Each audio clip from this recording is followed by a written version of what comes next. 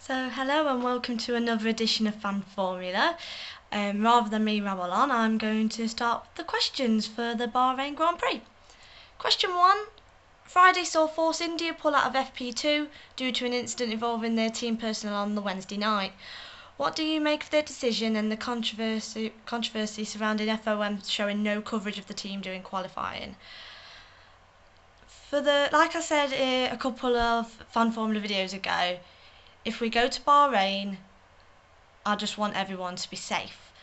Force India had an incident on the Wednesday night. It's well documented, I don't need to go into it, but nobody was hurt, but obviously it's going to put the frighteners on people, and Force India didn't want to travel back at night, and so they pulled out of FP2. Sauber had an incident, they didn't pull out. I don't take offence to either team. At the end of the day, they've got to do, as Bella said, it's that like their decision is the best decision. If they think that's what's good for the team, they've got to do that. With FOM not showing the Force Indias, I just think that was a bit harsh, to be honest. I don't know if they're saying it's not controversy, but then they're saying as well, it's because they've got the whiskey sponsors on the side, but they showed Force India fully in FP1, so I don't think it was that at all. And most people know, including Force India, have in the past kept their sponsor but changed what it was for. Georgie, who's on FanFormula, pointed this out, that they changed it to like a shampoo company. So I don't know if they did the same this year.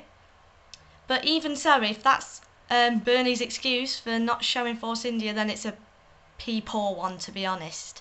Especially because Force India, cracked the P3, qualifying 3 at the end of the day. So if they've qualified I can't talk today. If they qualified in the top 10, we should be seeing their lap. So, bit of bad par on FOM, to be honest. But we saw plenty of them, at least, in the race. Question 2. The stewards reviewed the 2 instances between Nico Rosberg and Hamilton/Alonso and have decided not to penalise him. Do you agree with their decision? If not, what would you have done? The moves I thought were a bit risky, but I didn't think they were dangerous. I didn't see them moves and go and like my heart in my mouth thinking, oh my god, how dangerous was that? I never thought that. So if I don't think that, I don't tend to think it's a dangerous move. So for me, this question is a bit sort of null and void, because the decision's been made and the stewards agreed that it was just a racing incident and Nico didn't get penalised. As long as they keep this consistency through, I don't mind what they do. Question 3. Bahrain was our first dry race of the season, which saw the first win for Red Bull Racing and a double podium for Lotus. Do you think that this indicates that even without the weather intervening, that the grid is a lot closer this year, and that we will continue to see a variety of drivers and constructors on the podium for the rest of the season?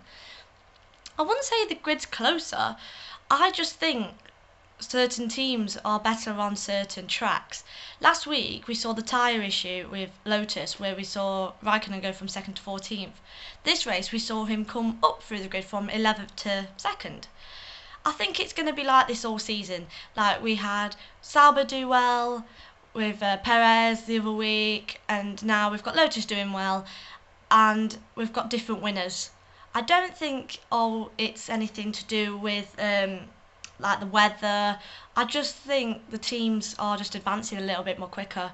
Red Bull, obviously, have had a bit of a, not slump, but they've not been as good as they have been in their dominant season last year. So it's nice to see them come through. And again, Mark Webber getting his 4th place, Mr. Consistency, and this is what I like to see. So I'm hoping, I'd love it to be like this all season, not even different winners, just different people on the podium and even different people on qualifying, because it's lovely in the press conferences to hear from other drivers other than, no offence, Vettel and Webber and maybe Button or Hamilton. It's nice to hear from people further down the back of the grid.